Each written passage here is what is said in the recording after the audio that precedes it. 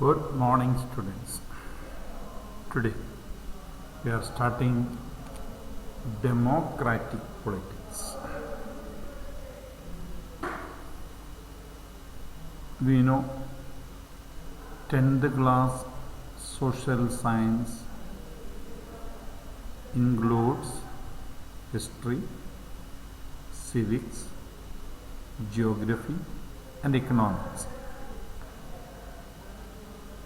So we are going to study about democratic politics, the second part of the textbook.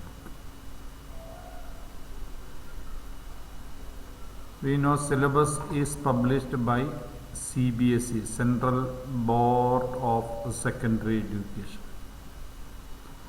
As per the prescribed syllabus, National Council for Education and Training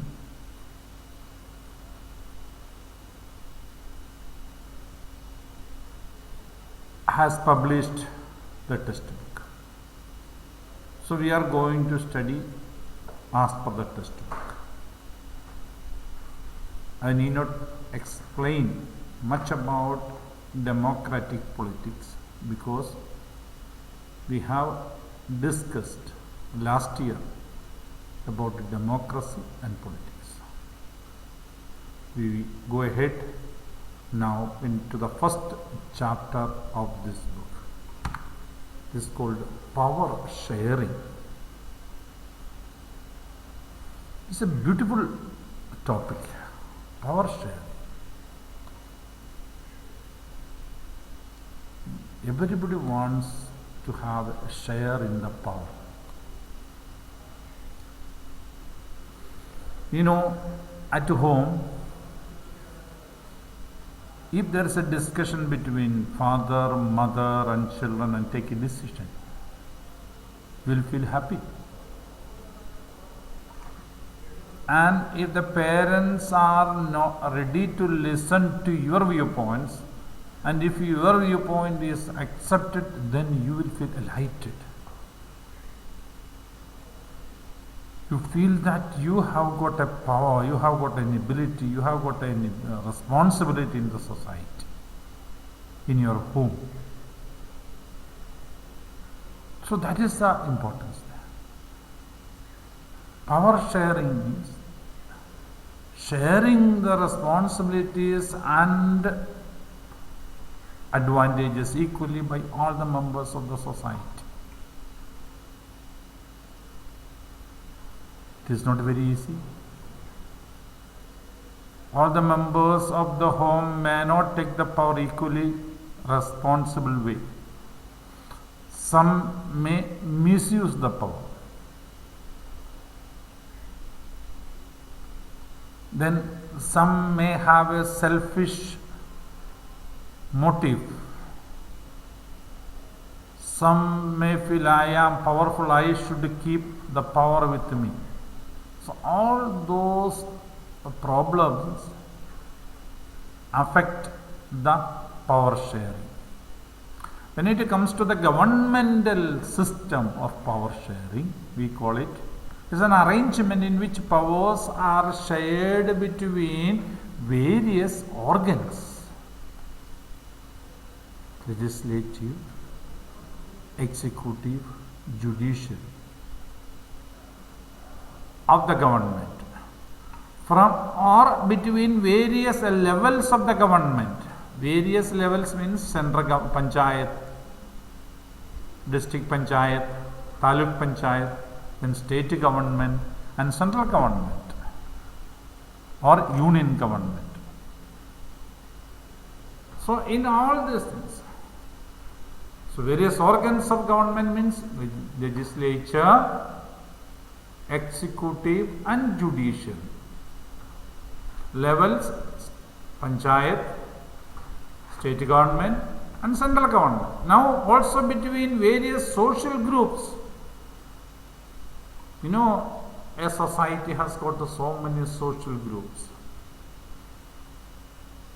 It may be a group of educated persons. It may be a group of farmers. It may be a group of lawyers. or it may be a club, it may be a football organization, football club, that also group. It may be an organization of traders, it may be an organization of entrepreneurs. So all those things, they are called social groups. They also demand, they also feel that the decisions of the government should be known to us, and along with us only government should take the decision. That's a power sharing. Then pressure groups are there.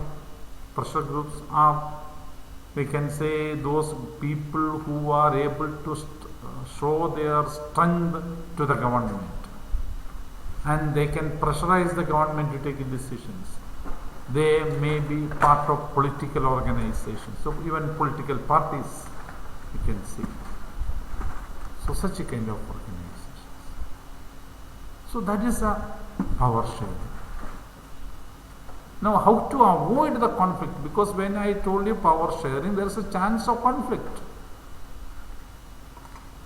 Because I am a teacher in the class,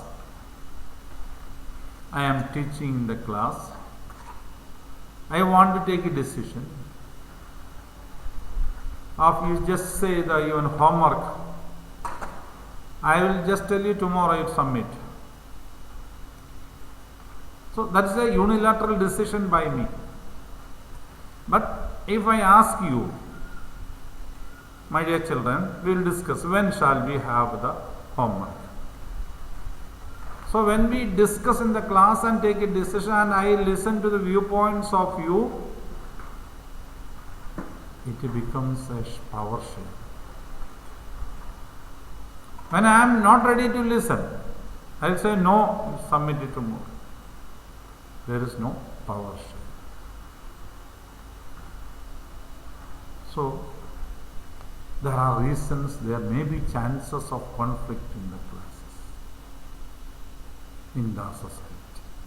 Now we are going to see two real examples that have come into existence in power sharing. Here you see, I have given a picture of a country named Belgium. It is a European country. Here it is. This is Belgium. Okay. This country, it is given here in a big shape. This is Belgium. So this Belgium, there is some friction between different groups of the people. How did they solve that differences? We are going to discuss this because Indian society is having so many divisions. We every time speak about diversity, diversity, diversity. The reason we have got diverse divisions. If we go to any other society in the world or any other country in the world, so many divisions we may not find. We have got religious divisions, linguistic divisions, caste divisions, rich and poor divisions, social status divisions, regional divisions.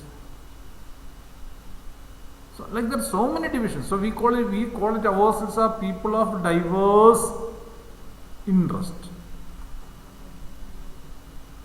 So we will go an example and have an example of Belgium. Let us see what is situation.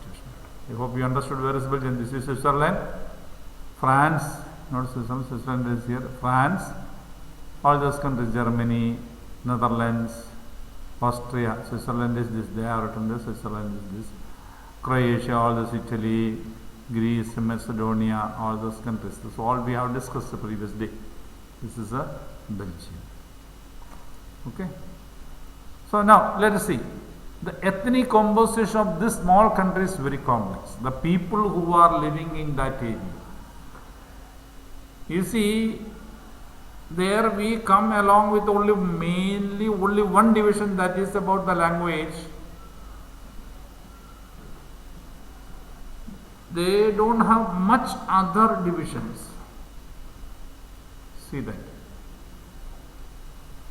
The 59% of the people live in Flemish region and speak Dutch language. There is another country named Netherlands. You must understand, there is a Netherlands. So this is Netherlands. So Netherlands people are having the language named Dutch. Here you see 59 people are in that area speak the language. Then comes the 40% of people. They speak French. If you go back, you can see here this is France. So naturally this area people speak French. This area people speak Dutch. Now we'll see the situation. They speak French. Now the only 1% people are left, they are speaking German language. We can see that German, because this is Germany, so naturally this area there may be some people who are speaking German language. If you want to see, you can say this area is Germany, there maybe they are speaking the German language. This area they may be speaking the Dutch. This area they may be speaking the French language. So in such a situation it is there. No? You see. And when it comes to the capital city of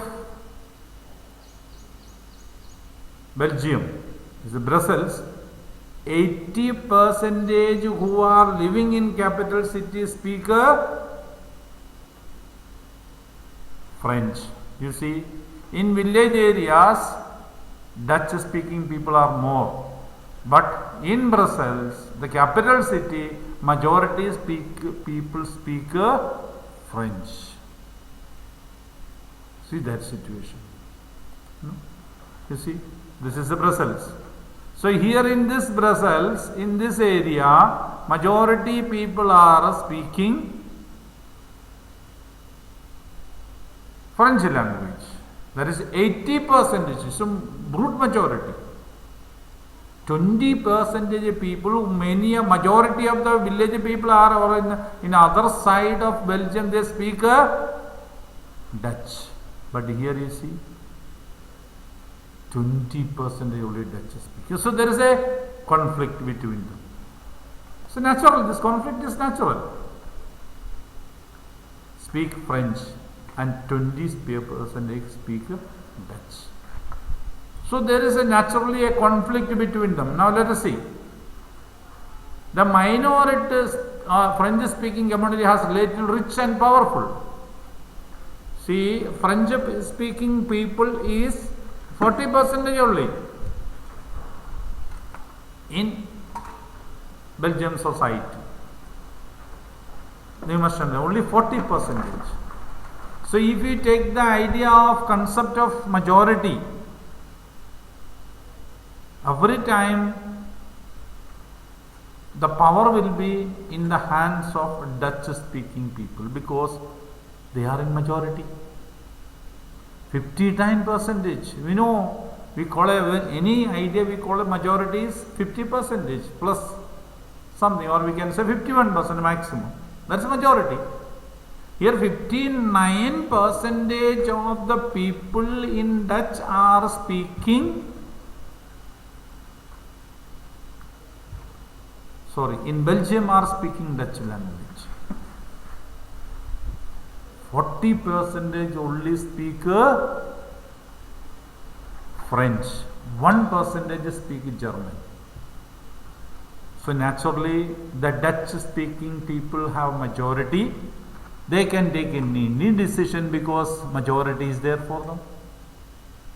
So when we take a decision, majority decision, there may be problems. The Dutch-speaking community got the benefit of economic development and education much later, so the Dutch area's development was very less, and this French-speaking people who are less in number, but they are very rich and powerful. They have got plenty of wealth in their hand. They are very slow. So naturally, this rich and powerful French community and more Dutch community. So number is more in Dutch, but money and wealth is in the hands of French. So there was a tension. So what to do? So what should they do with the tension? So that is what you must understand. They are having tremendous tension. And when it comes to the Brussels, there is still more problem. Because in Brussels, Dutch-speaking people are only 20%.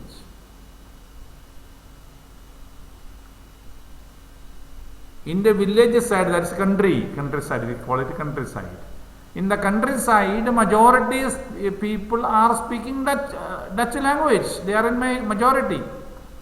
But when it comes to the capital city of Belgium, that is Brussels,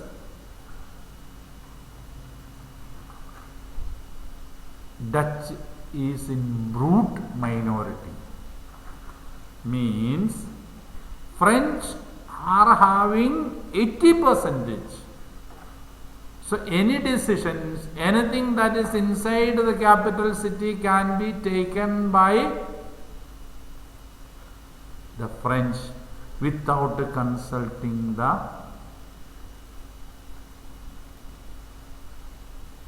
Dutch. So let us see what is the problem. So in that situation is there. Now what they are going to do, how they are going to solve the problem. Now we will go to the same situation, we will come to Sri Lanka. You know, this is Sri Lanka.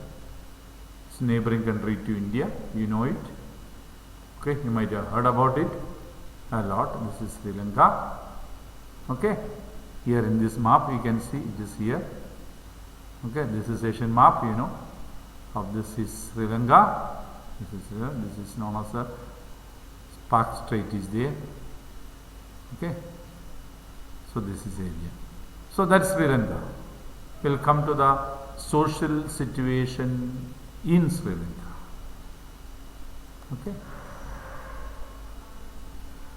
So that they have got a diverse population. The major social group is Sinhala speakers. There is a language of the Sri Lanka is Sinhala. 74% of the people who are living in Sri Lanka, they speak the language named Sinhala language. There are 18% who are speaking Tamil. Okay, then there are some Hindi speaking, other speaking languages are there, people are there. So 18% of the people speak Tamil and 74% speak Sinhala language. And naturally, Sinhalas are in majority, they can take a decision. Okay, any decision. Because according to the democratic theory, according to democratic ideology, majority decision, majority. That is what we are going to study here. When majority takes the decision, it has to consider the problems and difficulties of the minority. If we don't take care of the minority, what would happen? That's what we are going to discuss. You can see. So there are in that Tamilians, there are two groups. One, original Tamilians, means those who traditionally, according to known history, they were living in Sri Lanka. And there are other Tamilians who have gone from India, from Indian Tamil Nadu. So how did they reach? So original people are Sri Lankan Tamilians, then the rest of those of forefathers came from India's plantation workers during colonial period are called Indian Tamils. So Indian Tamilians are there and Sri Lankan Tamils are there. So there is a division among them also. Original inhabitants who were speaking Tamil language and the British period, those who are gone there and settled down. So there are two kinds of Tamilians. I will see. So the Sri Lankan Tamils are concentrated in the north and northeast of the country. Northeast of the country means here, this area.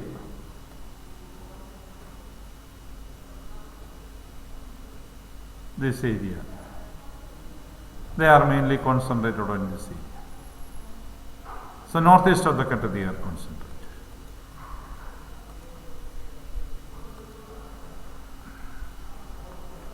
So most of the Sinhala speaking people are Buddhist.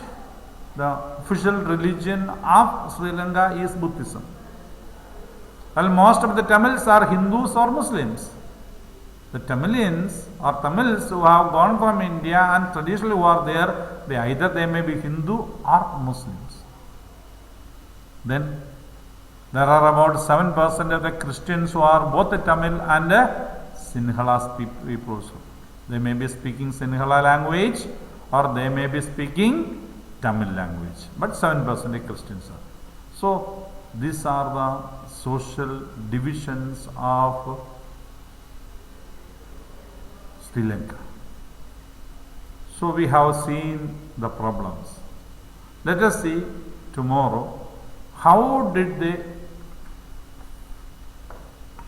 do with it. How did Belgian people or Sri Lankan people solve their socio-economic religious problem. Let us see it next time. Thank you very much.